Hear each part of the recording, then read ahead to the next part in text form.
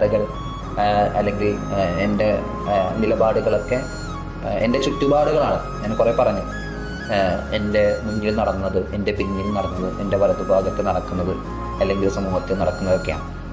ഈ ഒരു കവിത, സൂറ എന്നുള്ള കവിത, ഈ കവിത എന്നെ ഒരു വലിയ മനുഷ്യനാക്കി.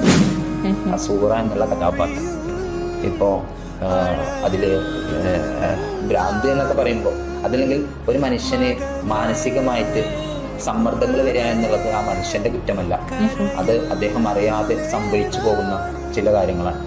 ഇപ്പോൾ എൻ്റെ പിതാവിന് ചെറുപ്പം മുതലേ ഒരു മാനസികമായിട്ടുള്ള ഒരു പിരിമുറുക്കം, അത് പല രീതിയിലേക്കാണ് കൊണ്ടുപോകുന്നത്.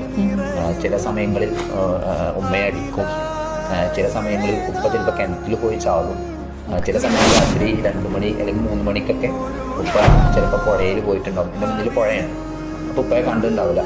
അങ്ങനത്തെ പല സാഹചര്യങ്ങളിലാണ് ഈ സുഹറ എന്ന് പറയുന്ന എൻ്റെ ഉമ്മയെ ഉപ്പ സ്നേഹത്തോടെ വിളിക്കുന്ന പേരാണ് സൂറ എന്ന് വിളിക്കുന്നത്. അതുകൊണ്ട് ഇതൊക്കെ കണ്ടിട്ടാണ് ഞാനും എനിക്കൊരു അനിയത്തിയാണുള്ളത്, അവളും കൂടി വളർന്നത്.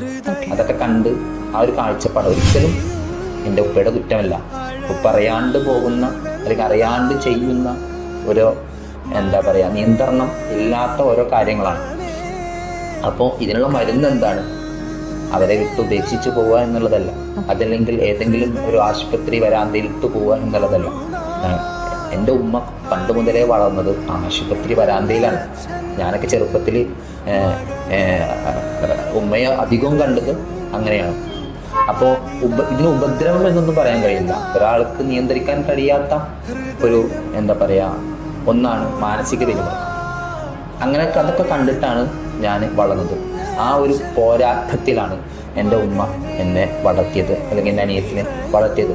അതിൽ നിന്ന് മറ്റുള്ളവരിൽ നിന്ന് കിട്ടുന്ന, ഊഹിക്കാമല്ലോ, ആ ഒരു ആശങ്കകൾ, അല്ലെങ്കിൽ മറ്റുള്ളവരിൽ നിന്ന് കിട്ടുന്ന പഴി, അല്ലെങ്കിൽ മറ്റുള്ളവരിൽ നിന്ന് കിട്ടുന്ന ആ ഒരു ഒരു മാനസികമായിട്ട് ഒരിക്കലും ഇഷ്ടപ്പെടാത്ത കുറേ വാക്കുകൾ, അതൊക്കെ. പക്ഷെ ഉമ്മ തളർന്നില്ല, ഉമ്മ മുന്നോട്ട് പോയി, സ്നേഹം കൊണ്ട് ഉപ്പയെ പരിചരിച്ചു.